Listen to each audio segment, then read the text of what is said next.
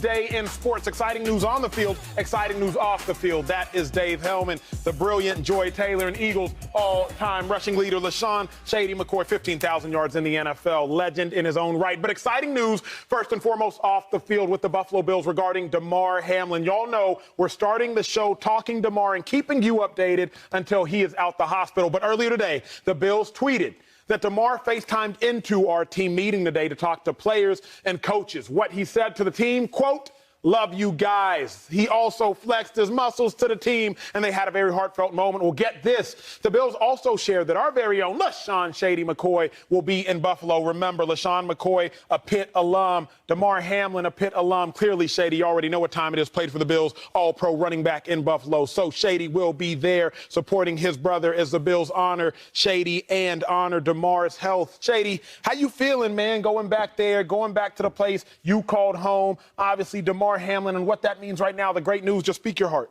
Oh, I'm so excited to go back home. I mean, Buffalo, I would say this. Before I got there, I didn't know what to expect. I knew it was cold, but then you get there and just like the community and the team, Brandon Beane and Sean McDermott, what they built there, the culture, even with Damar, the things he's went through and now the progress he's made, and you can see from the teammates, the coaches, they love him. They love each other, and that's one thing I do remember, and I'm happy to get back to that, is how the brotherhood and how everybody love each other, love each other's company, and I can't wait to get there. And it's going to be rocking, though. They're going to be tailgating all night and all day, right? So I can't drink too much because I'm going to be out there hanging out.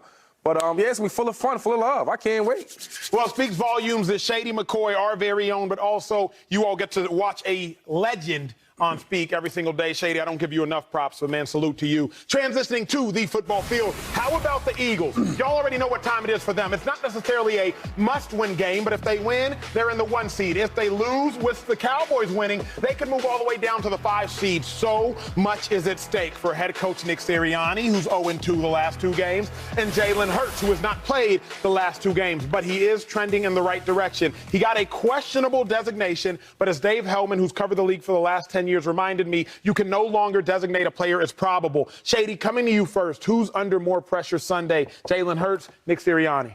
Sirianni, neither.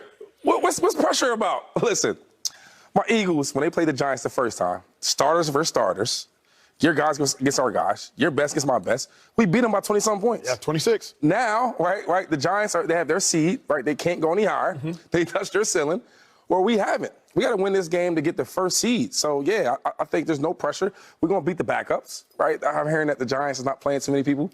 I got my sources, Sean McCoy's close sources, right?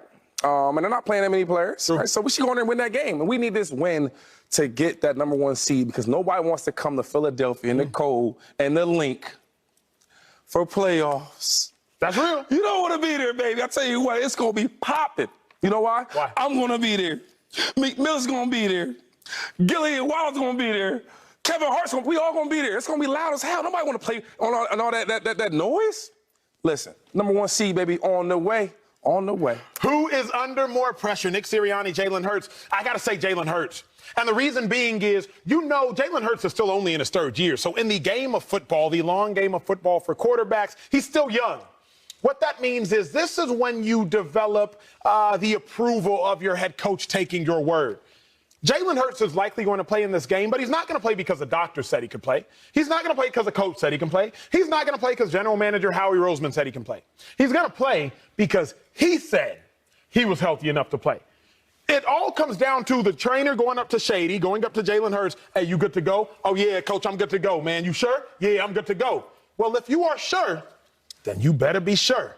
Because Jalen Hurts, they are trusting what you are saying you are healthy enough to go out there, healthy enough to play this game. Because the last time we saw you, not only did you get hurt, but you didn't play great. You don't have to play this game. Shady already alluded to it. The Eagles beat the Giants by 26 points. They don't need you to beat the Giants' backups. Surely they don't.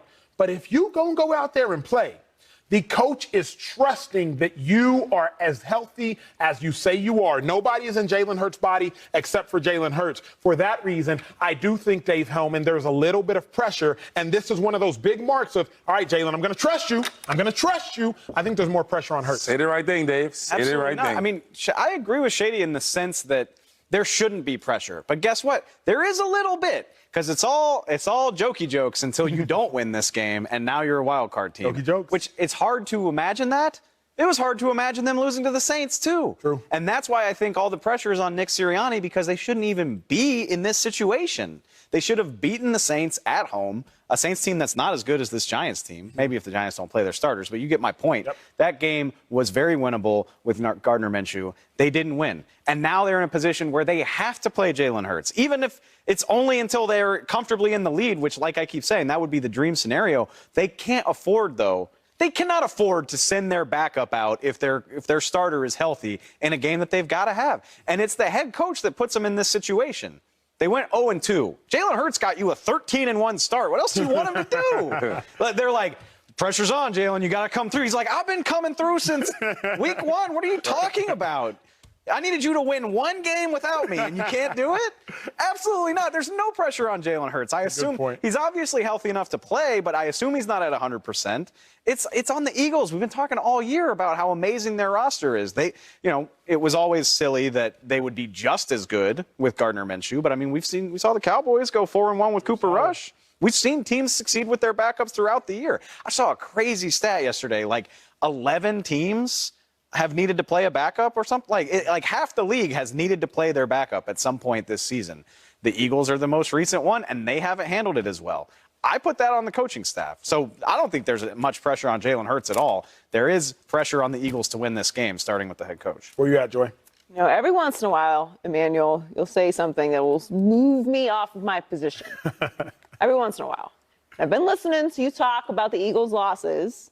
And while I don't agree that Gardner Minshew is the answer, they should have beat the Saints, okay? And I've arrived at that. They should have beat the Saints. Now, I don't think that it's a reflection of the Eagles not being a good team, but you got to have a game plan that makes sense for your backup quarterback. Because Gardner Minshew, despite what you may have heard on the internet, is not Jalen Hurts. Mm-hmm. And perhaps it was me just knowing that Gardner Minshew is not as good as Jalen Hurts and that this particular offense runs through Jalen Hurts and it's not a plug-and-play Kyle Shanahan type of offense.